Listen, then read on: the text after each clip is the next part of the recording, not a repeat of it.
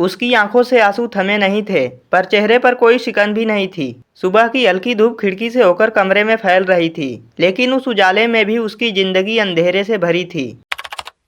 आखिरी खत। स्नेहा की शादी को पूरे 10 साल हो गए थे, लेकिन उसे याद नहीं था कि आखिरी बार उसने अपने लिए कब हंसा था। पति अभिषेक एक बड़ा इंजीनियर था, मगर घर लौटते ही वह अपने ऑफिस के काम में डूब जाता था।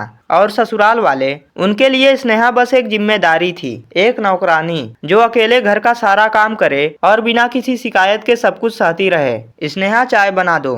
किचन साफ क्यों नहीं हुआ अभी तक? आज फिर तुम्हारी शक्ल मुरझाई हुई है। जल्दी जल्दी सारा काम खत्म करो। ये सारे काम आज खत्म हो जाने चाहिए, नहीं तो। वाह, बहुत खूब। इनके हिसाब से तो वह सब कुछ सहकर चुपचाप सारा काम करती रहे और अपने दुख को भी छुपाए रखे, पर ऐसी बातें उसके जीवन का हिस्सा बन चुकी थी। कोई उसके दर्द को न समझता न सुनता, बच्चा भी नहीं था जिससे वह अपना मन बहला सके। उसने आईने में खुद को देखा। बाल उलझे हुए थे, आंखों के नीचे काले घेरे और चेहरे पर एक अजीब थकान थी। यह वही स्नेहा थी जो कभी अपने मायके में सबकी लाडली हुआ करती थी, जिसकी हंसी पूरे आंगन को गुलजार कर देती थी। अचानक स्नेहा ने पहली बार खुद के लिए कुछ किया। उसने माँ को एक खत लिखा।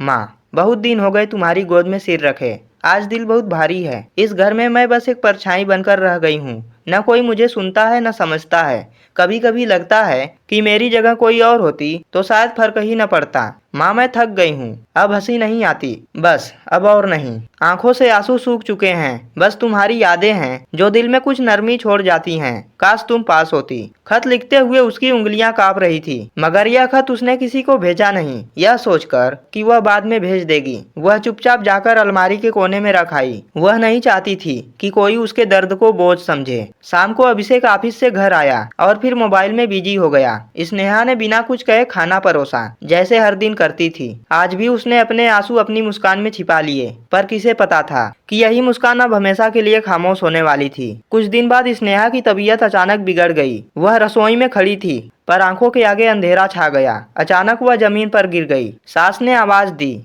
स्नेहा, क्या हुआ? जल्दी ही अभिषेक ने देखा कि स्नेहा बिस्तर पर पड़ी है और होश में नहीं है। कुछ देर बाद उसे अस्पताल ले जाया गया, लेकिन बहुत देर हो चुकी थी। डॉक्टर ने बाहर आकर सिर झुका लिया। माफ कीजिए, इनका निधन हो गया है। वक्त जैसे थम गया था। अभिषेक की आंखें फटी रह गईं। स्नेहा चली गई, बिना कोई शिकायत किए और बिना कोई विदाई बोले। घर लौटे तो घर सन्नाटे से भरा था। रिश्तेदार आने लगे, लोग रोने बिलखने लगे, जैसे हर किसी की मौत पे होता है। जीते जी तो लोग जरा सा सम्मान तक नहीं देते, पर वही लोग मरने के बाद दुखी होने का दिखावा करते हैं। शायद यही जीवन की सच्चाई है। लेकिन अभिषेक की आंखें सूनी थीं। वह अंदर से टूट चुका था। धीरे धीरे अंतिम कार्यक्रम भी पूरा हो गया और लोग अपने अपने घर चले गए। कुछ दिन बाद जब स्नेहा का सामान समेटा जा रहा था, तभी अलमारी के कोने से एक मुड़ा तुड़ा कागज गिरा। उसकी सास ने देखा तो चौंक गई। अरे, ये क्या है? अभिषेक ने वह खत लिया और पढ़ने लगा। माँ, बहुत दिन हो गए तुम्हारी गोद में सिर रखे। मैं थक चुकी हूँ। इस घर में मेरी कोई कद्र नहीं। हर पंक्ति उसके सीने में तीर की तरह चुभ रही थी। मैं बस एक परछाई बन गई हूँ। काश तुम पास होती। उसने खत को सीने से लगा लिया। आंखों से आंसू बहते ही जा रहे थे।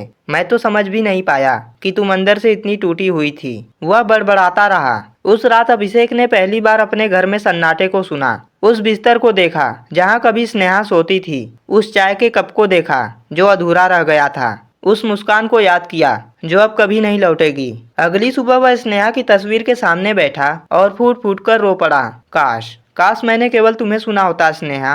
काश एक दिन तुमसे पूछ पाता कि तुम ठीक हो। मगर अब कोई उत्तर नहीं आने वाला था। बस एक आखिरी खत रह गया था जो पूरी जिंदगी भर का पछतावा बन चुका था। इस कहानी से हमें यह सीख मिलती है कि रिश्तों में प्यार जताना और समय देना बेहद जरूरी है। भावनाओं को नजरअंदाज करने से रिश्ते मर जाते हैं, और जब तक हमें उनकी अहमियत समझ आती है तब तक बहुत देर हो चुकी होती है। यह कहानी तो यहीं पर समाप्त हुई, मगर यह कहानी आपको कैसी लगी कमेंट बॉक्स में जरूर बताएं, क्योंकि आपका समर्थन ही हमारी सबसे बड़ी प्रेरणा होती है। वीडियो में अभी तक बने रहने के लिए आपका दिल से धन्यवाद।